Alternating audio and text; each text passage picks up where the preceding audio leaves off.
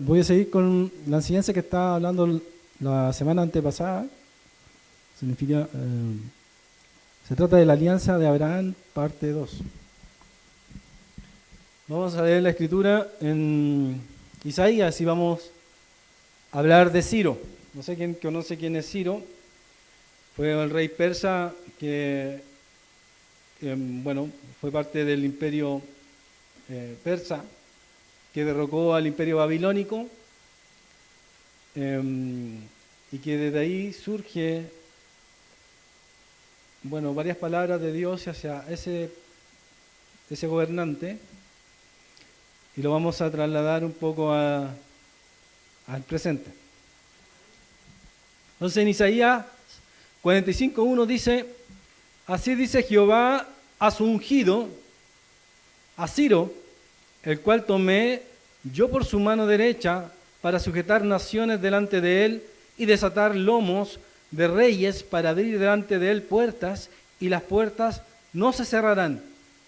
Yo iré delante de ti y enderezaré los lugares torcidos, quebrantaré puertas de bronce y cerrojos de hierro haré pedazos. Y te daré los tesoros escondidos y los secretos muy guardados, para que sepas que yo soy Jehová, el Dios de Israel, que te pongo nombre. Amén.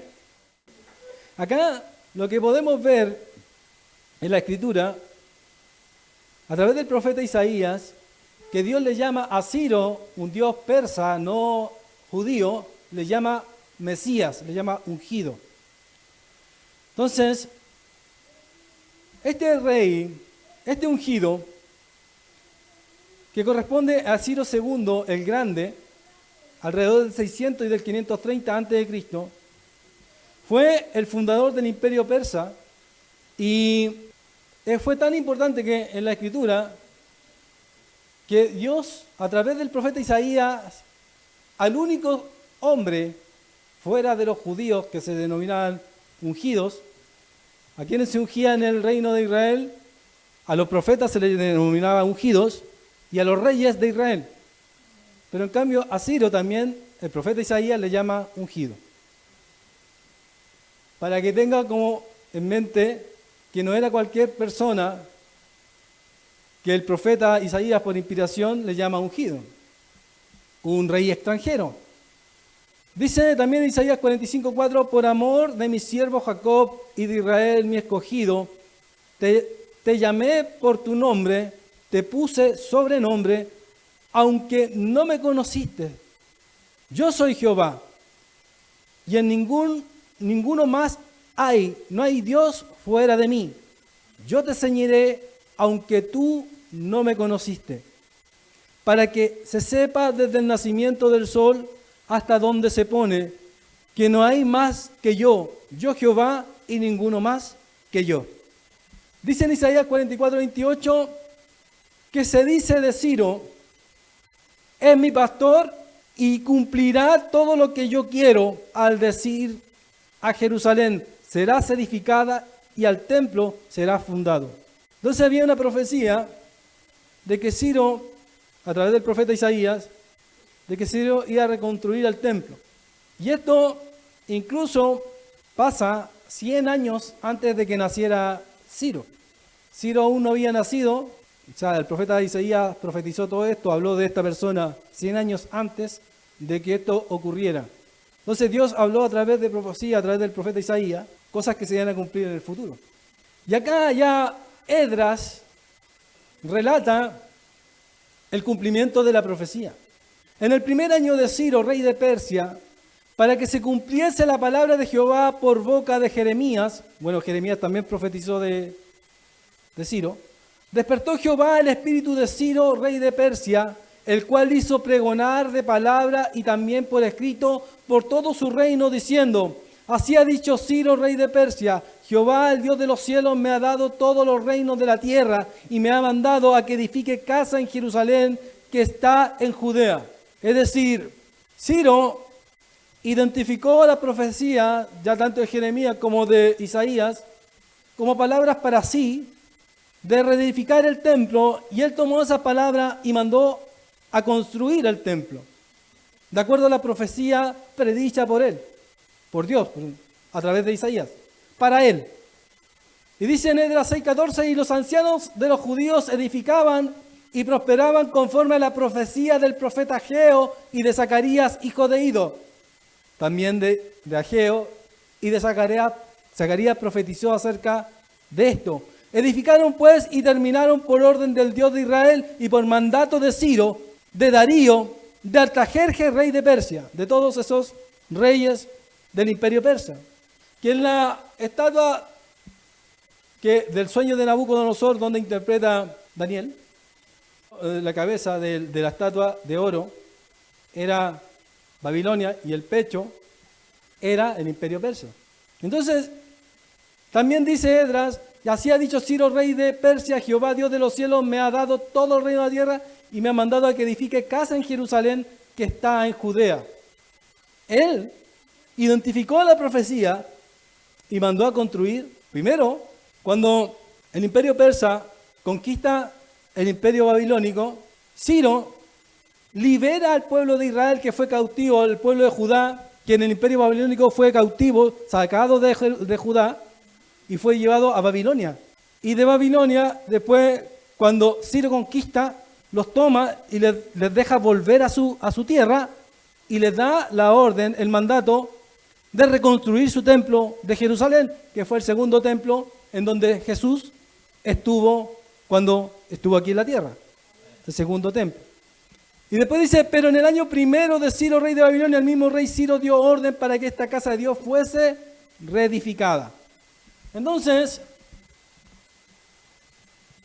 ya sabemos el contexto más o menos de quién es Ciro, ¿cierto?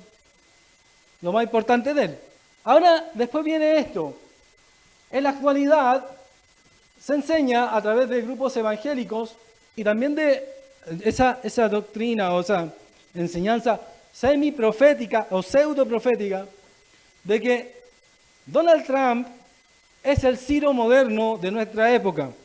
Parte de un imperio, Estados Unidos, para ellos, un imperio mundial, rey extranjero, gobernador, que cumple las profecías en parte de Ciro.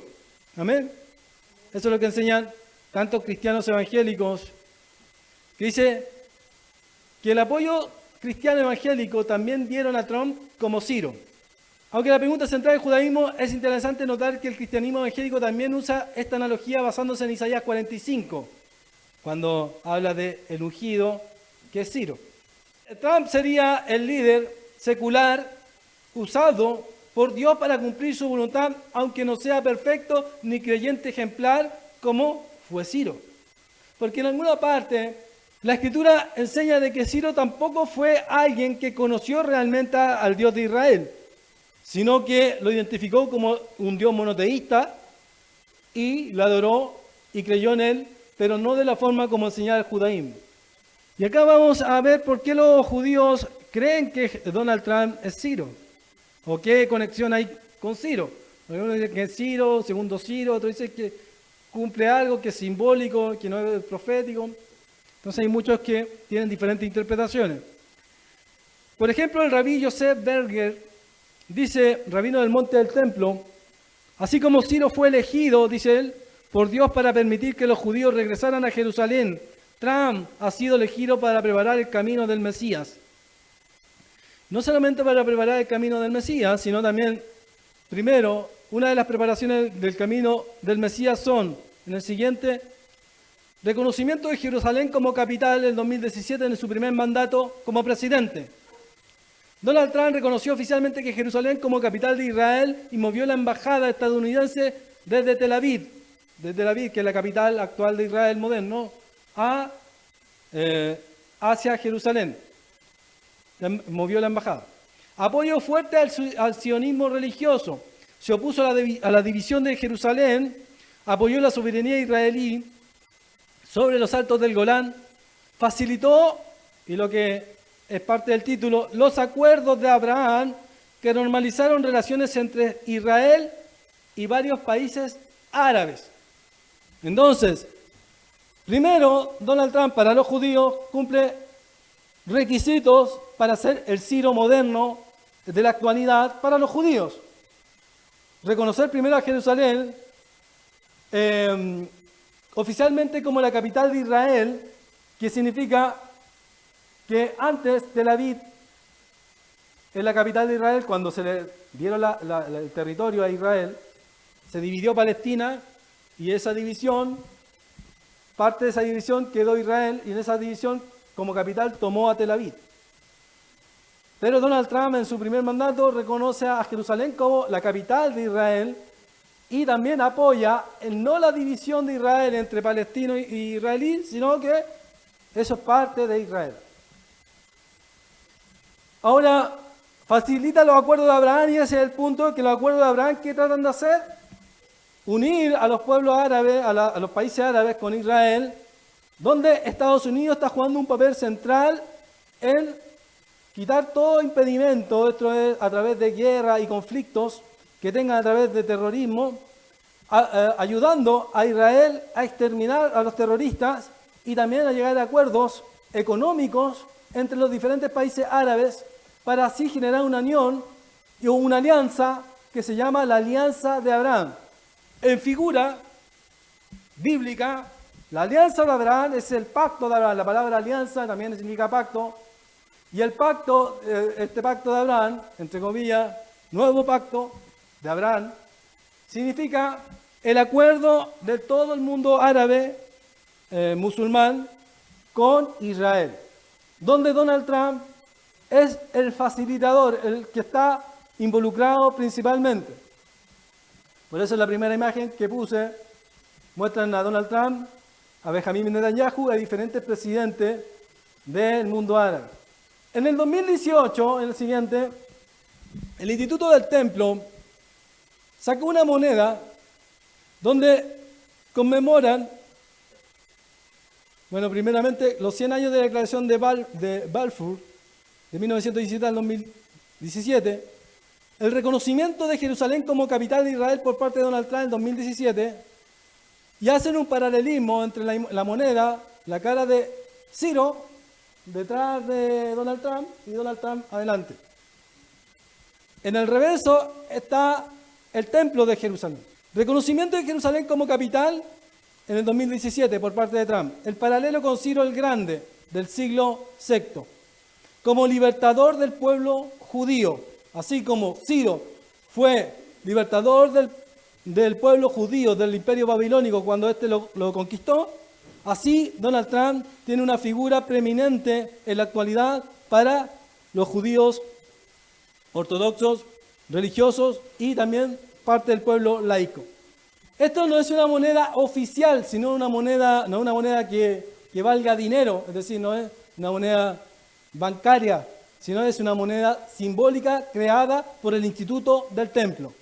Se conmemora el tercer templo, es decir, es conmemoración de la creación del tercer templo futuro que ellos esperan construir. En la cara frontal muestran el rostro de Ciro el Grande y de Donald Trump, superpuestos. Igual que en la moneda dorada, indicando el paralelismo histórico. Ciro permitió reconstruir el templo. Trump abre el camino político para que Jerusalén como capital. Dice Ciro Balfour Trump Declaration en la cara de la moneda. 1917-2017.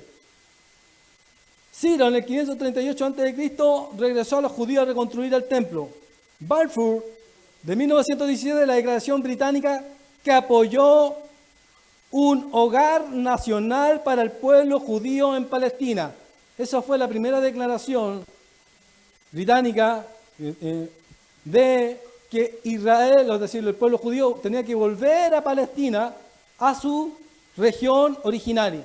Y Trump en el 2017 el reconocimiento de Jerusalén como capital. Y dice, nombre popular dado a esta serie de medallas que se llama Temple Coin. En el reverso está el segundo templo, o un diseño ideado del tercer templo. Inscripción en hebreo, redención de la Santa Jerusalén. Y medio shekel del año 578, es decir, 578 es el año judío, que es equivalente a nuestro año es el 2018, calendario gregoriano. El medio shekel es la referencia al impuesto que los israelitas pagaban para el mantenimiento del templo. Y después sacan otra moneda. Y en esa otra moneda, ahí también es conmemorativo a Israel en el 2018 por el Sanedrín, el Instituto del Templo, no por el banco, y simboliza la comparación entre Ciro el Grande y Donald Trump. También ponen el rostro superpuesto, pero acá hay más simbolismo.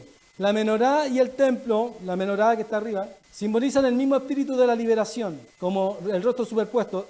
Ciro a la izquierda, Trump a la derecha, representa el templo de Jerusalén. La inscripción en inglés significa, y me encargó que edificase casa en Jerusalén, que es la cita de Esdras 1:2. El sello de Estados Unidos, el águila, y el símbolo del león de Judá, en el lado posterior de acá, aquí con la menorá, el águila del símbolo de Estados Unidos, y el símbolo de Judá. Y acá está la cara superpuesta, Ciro y Trump. Y el texto dice 70 años, celebración del aniversario de Israel. ¿Qué tiene que ver esto? Que esto es simbólicamente para los judíos, es también algo político para que Trump apoye la reconstrucción del tercer templo. La ideología del grupo, en la conexión con el tercer templo y la ideología de estos grupos, Ciro permitió la reconstrucción del segundo templo después del exilio. Trump, al reconocer a Jerusalén como capital y alinear a Estados Unidos como visión de Israel sobre la ciudad, es visto como el líder gentil que abre el camino para la reconstrucción del templo. En el texto en inglés, que yo le comenté que significaba y me encargó que edificase la casa en Jerusalén, es tomado en un paralelo profético. ¿Qué base profética hay para creer que Donald Trump es Ciro, es un ungido, así como un Mesías, el actual y todo eso? No hay ninguna base profética. La Biblia en el Antiguo Testamento no menciona, ni en el Nuevo, menos en el Nuevo, en el Antiguo Testamento, no menciona un segundo Ciro, y un Ciro simbólico en la actualidad. No menciona una profecía de otro Ciro.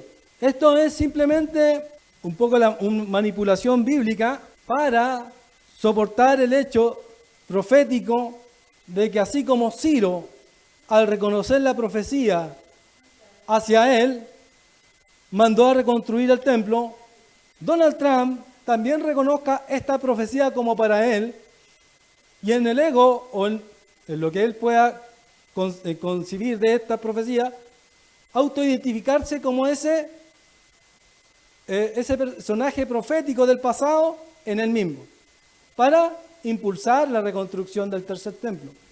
La Biblia no profetiza un nuevo Ciro para los últimos tiempos. No hay mención en Daniel, no hay en Isaías, ni en Apocalipsis, ni en ninguno de los profetas menores de un segundo Ciro.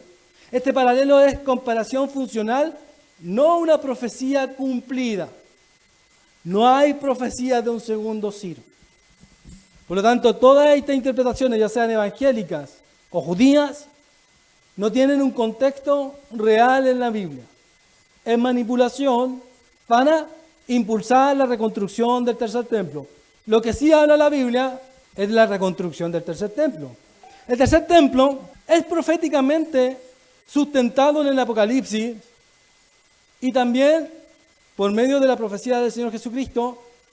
Cuando veáis en el lugar santo la abominación de desolación o abominación desoladora, huir a los montes. Entonces, cuando habla de eso, se está refiriendo a ese tercer templo dentro de la conexión profética de Apocalipsis.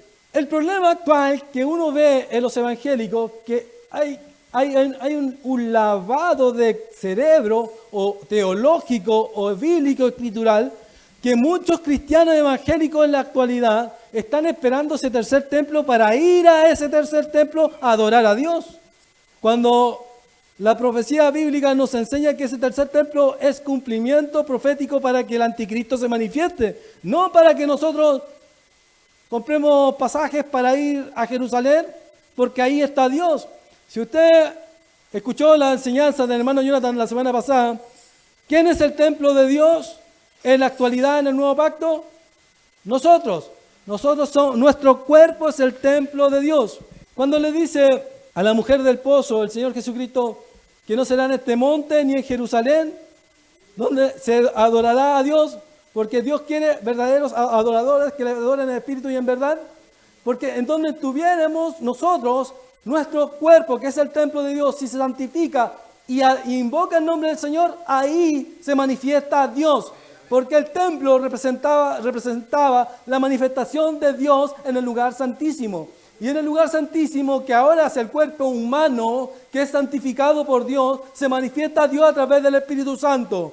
Por lo tanto, no es aquí ni allá, ni en cualquier lugar físico, sino es en el ser humano, en el templo hecho por Dios.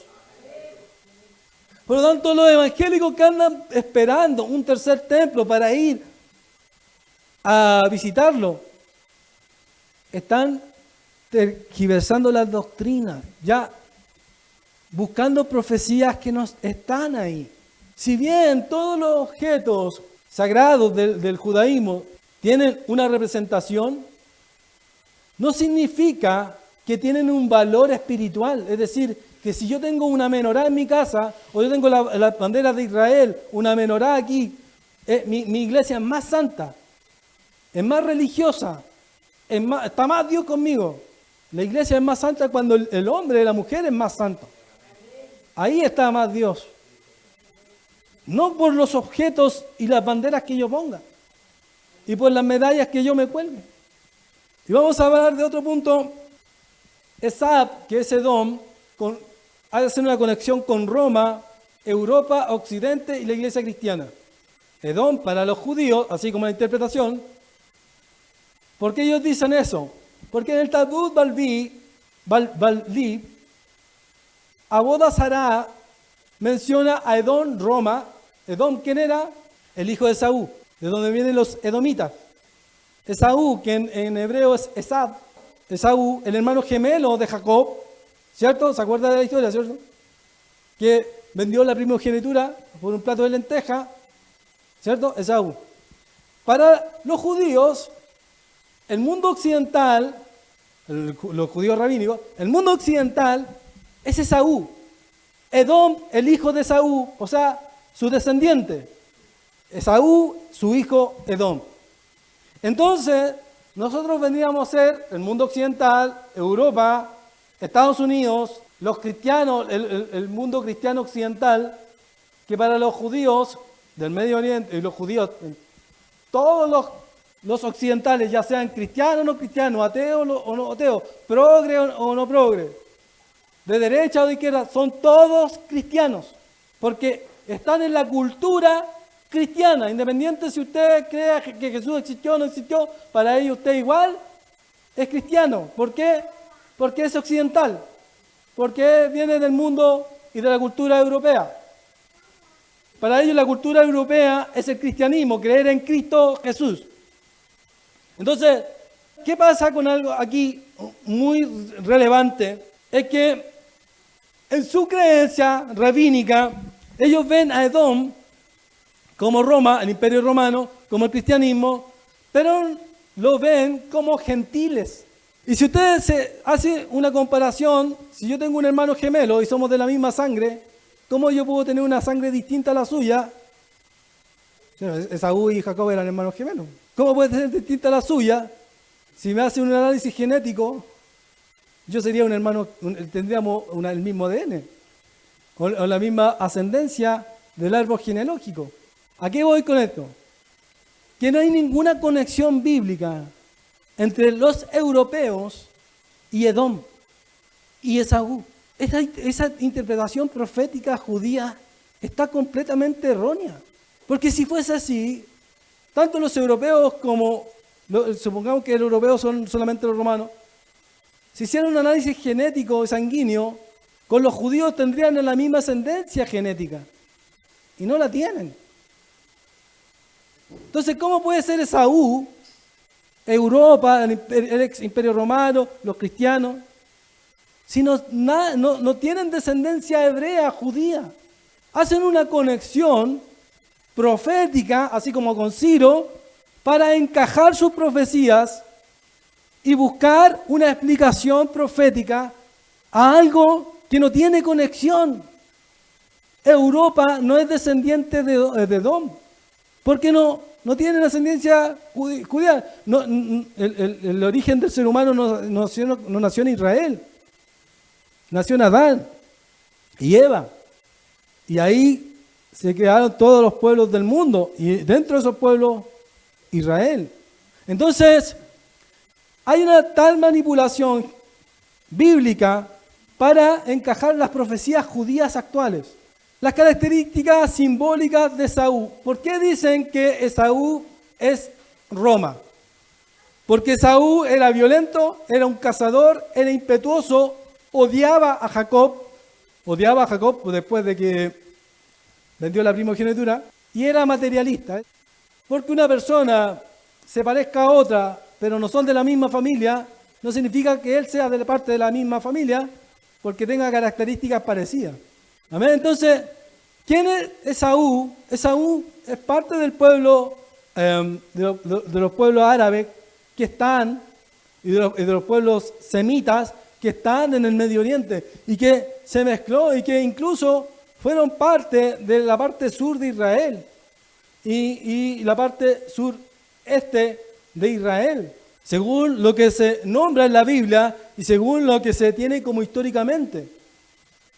La conexión profética que buscan los judíos para buscar venganza, porque ellos quieren vengarse de Esaú y todo eso, como le comenté en muchas profecías que ellos tienen y en interpretaciones bíblicas, simplemente son interpretaciones falsas, son interpretaciones erróneas.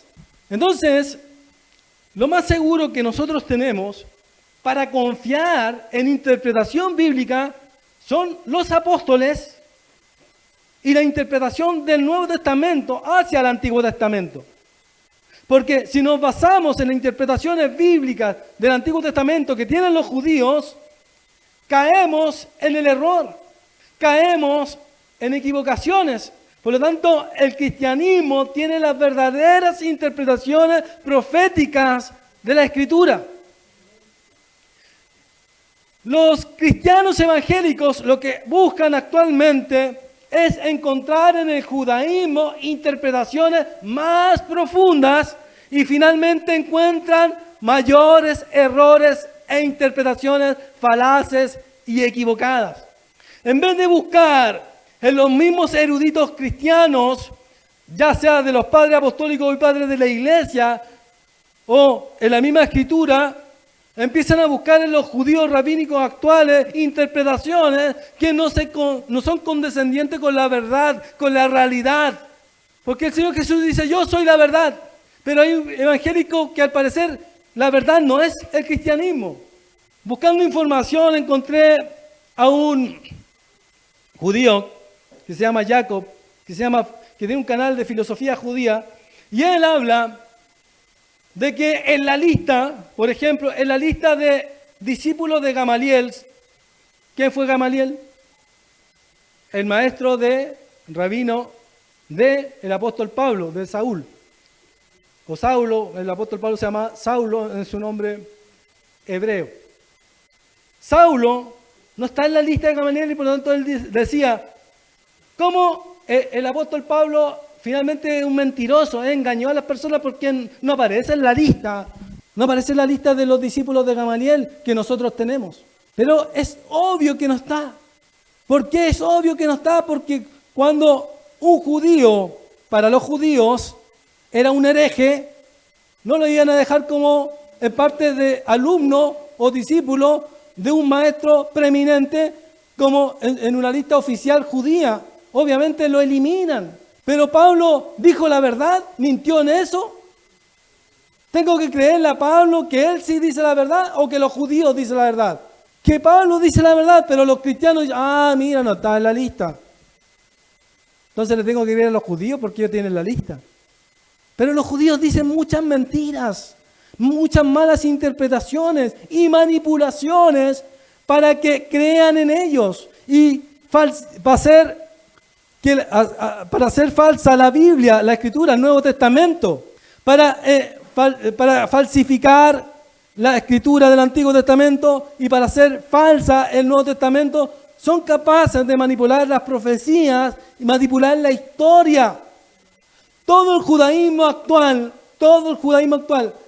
nace después del cristianismo, nace, y la única escuela, la única secta que prevaleció después del cristianismo fueron los fariseos, los esenios. se extinguieron. Todos los demás sectas judías se extinguieron. Y después proliferó el fariseísmo, que es el judaísmo actual. Y el judaísmo actual tiene diferentes libros en los cuales ellos buscaron combatir y destruir el cristianismo a través de malas y perversas interpretaciones del Antiguo Testamento para que no encajaran con las profecías de Cristo. Por ejemplo, Isaías 53, que habla del siervo sufriente, ellos dicen que es Israel.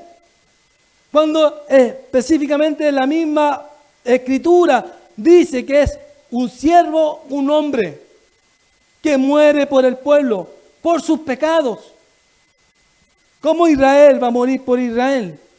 ¿Quién es el Israel que va a morir por Israel? El pueblo muere por el pueblo y salva al pueblo. Es contradictorio. ¿Cómo un país, una nación va a morir por sí misma y a la vez se va a salvar a sí misma, siendo que está muriendo por qué? Así es lo que está pasando ahora en el mundo cristiano. En el mundo cristiano se está introduciendo diferentes doctrinas, ya sea proféticas, interpretativas, que están destruyendo el núcleo del cristianismo o parte de sus doctrinas fundamentales. Están volviendo a la adoración, a la circuncisión, a guardar las fiestas. ¿Y por qué hemos estado dando tanto énfasis a eso? Porque primeramente lo que están haciendo es introduciendo ciertas doctrinas que están judaizando nuevamente a la iglesia, pero la iglesia, usted escucha o debate con cristianos evangélicos y defienden la cultura judía y su religión como más importante que el mismo cristianismo, dejando de lado al apóstol Pablo. Diciendo el Señor Jesús dijo una cosa, que había que guardar el antiguo pacto, que él se circuncidó, guardó las tradiciones y después viene el apóstol Pablo y él cambió todo. Pero no se dan cuenta que, o nunca se dieron cuenta, que el cristianismo y el Señor Jesucristo, Él vino a cumplir las profecías del Antiguo Testamento como una parte de transición al nuevo pacto. Porque para poder establecer un nuevo pacto tenía que terminar el primero o cumplirlo.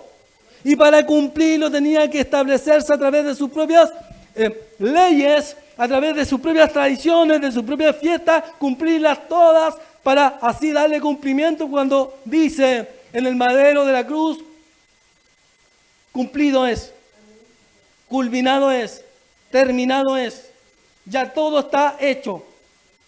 Cuando dice el Señor Jesús en la cruz, estaba cumpliendo todo el antiguo pacto, porque no se podía establecer un nuevo pacto sin cumplirse primero todo lo antiguo. El Señor Jesús estableció una etapa de transición entre el antiguo pacto y el nuevo pacto.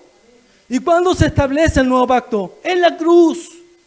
Cuando el Señor Jesús hace la Santa Cena, en la Santa Cena Él enseña a partir el pan, a beber el vino y dice: este es mi cuerpo que vosotros he dado y esta es mi sangre, que es mi cuerpo que vosotros he partida y esta es mi sangre que por vosotros es dada. Para establecer un nuevo pacto. Y en ese nuevo pacto, cuando el Señor muere en la cruz y resucita, así como el escritor de Hebreos dice, era necesario la muerte del testador para establecer un nuevo testamento.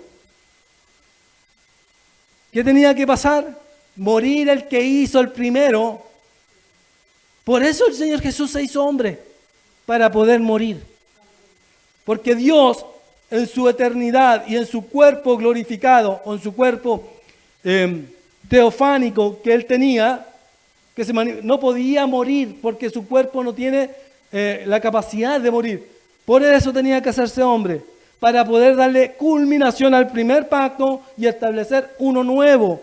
Los cristianos evangélicos que no entienden estas profundidades, o que para mí son obvias, pero para ellos deben ser muy profundas, que no la pueden entender, ¿cómo puede volver a ratificar el mismo pacto y morir por el mismo pacto que ya está hecho? Ya se estableció. Vuelve a ratificar lo mismo, vuelve a hacer lo mismo, vuelve a levantar el mismo pacto. ¿Y por qué le dice nuevo si sigue siendo el mismo? ¿Por qué el apóstol Pablo y el Señor Jesucristo le llaman nuevo pacto? Y lo que es nuevo no es lo viejo. ¿Cómo le puedo llamar me compro otro celular? Porque tengo un celular antiguo y me compro uno nuevo. Y ese nuevo, que yo le digo que es nuevo, no es nuevo, es el mismo antiguo. ¿Cómo? Si tengo dos, uno que es antiguo y uno que es nuevo. Yo creo que hay personas que tienen que hacerse ver porque no pueden entender cosas tan lógicas como algo antiguo con algo nuevo. Cuando el mismo Señor Jesús le llama nuevo pacto, el apóstol Pablo le llama nuevo pacto, el escritor de Hebreos le llama nuevo pacto. No le dice mismo pacto, pacto ratificado. ¿Se entiende? Son cosas obvias que están a luz, a los ojos, y las personas se enredan completamente por no querer ver la verdad de la luz de Cristo. El más importante aquí no es lo que diga un judío allá en Jerusalén con las vestimentas y sus tradiciones y sus fiestas, es lo que dice Jesús en la Escritura. Y el apóstol Pablo fue levantado por Cristo cuando se le apareció y lo mandó. Pablo conoció a Pedro, a Juan, a Santiago, los conoció y ellos lo reconocieron como apóstol. Si Pablo no fue apóstol, entonces engañó a los apóstoles que tenían el Espíritu Santo. Entonces vienen los pastores actuales a decir que Pablo se equivocó cuando ellos dicen tener el Espíritu Santo. Pero ¿quién tiene el Espíritu Santo? ¿El que reconoce a Pablo o el que no lo reconoce? ¿Quién sigue a Jesús? Porque Pablo murió decapitado en Roma por Jesús, por ese nuevo pacto, o ellos que piden dinero y se engordan y se compran vehículos y se enriquecen a costa de las personas y no son capaces ni de quebrarse una uña por Dios. Entonces, ¿quién es el que tiene la verdad? Jesús. ¿Por qué Pablo está dentro de la Escritura, dentro del Nuevo Testamento? Porque él tenía la verdad. Y las profecías de los judíos nos pueden servir para descartar falsas profecías. Porque cuando alguien le dice, ¿usted sabe nadar? Y usted le dice que sí, se tira al agua y se ahoga, está mintiendo. Pero hay muchos evangélicos que dicen que saben nadar, pero no saben ni flotar, no saben ni patalear, no nadan ni como perrito. No saben hacer nada con la Escritura ni con las profecías de los judíos. Se pierden y se convierten al judaísmo, se convierten a otras religiones. Finalmente se terminan perdiendo y creyendo que están hablando por Dios cuando hablan por el diablo. Los que hablan por Dios son los que hablan del Nuevo Testamento y se fundamentan en el Nuevo Testamento a través de los profetas, a través de los apóstoles, siendo la principal piedra del ángulo Jesucristo mismo.